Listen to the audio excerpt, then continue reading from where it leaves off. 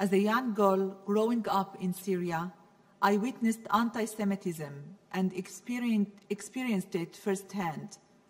My father risked his life and the lives of his wife and children when he decided to escape from Syria and come to Israel.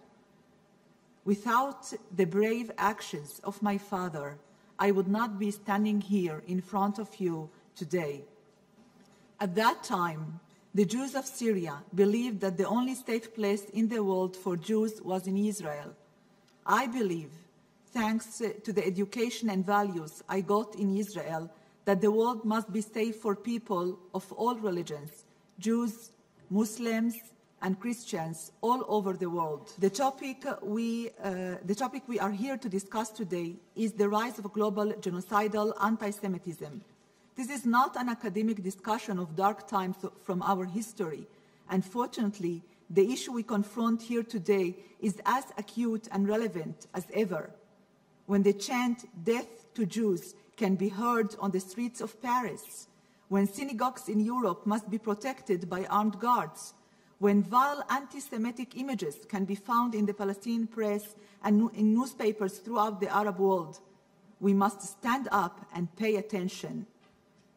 These signs of renewed hatred of Jews, just because they are Jews, must serve as a wake-up call for the international community and for the United Nations.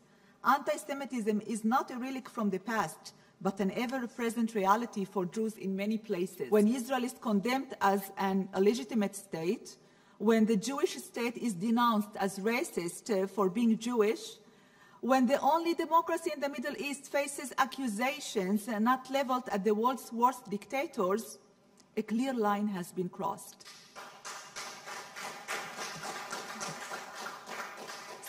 Such outrageous slander of Israel has little to do with Israel's actions and a lot to do with the fateful prejudice of those who make them. This past January, for the first time ever, the UN General Assembly met to discuss the age-old problem of anti-Semitism.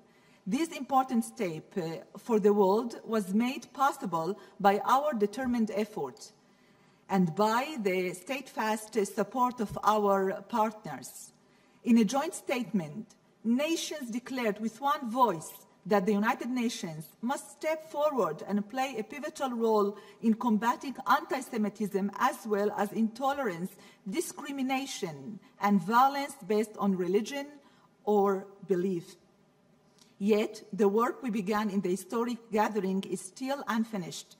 Despite the urgency of the threat we are here today to discuss, there is still no UN resolution condemning anti-Semitism and calling on UN member states to fight against it. We called for the creation of a UN seminar to educate about the hateful causes and the heinous consequences of anti-Semitism. This call has not yet been answered and should not be ignored. Let's join together to declare that we will not give up. We will not be silent. We will not ignore the minor anti-Semitic incidents, nor will we ignore grave cases. We will not allow world leaders to look away from anti-Semitism in their midst. We will speak up. We will educate. We will not look away from the suffering of others.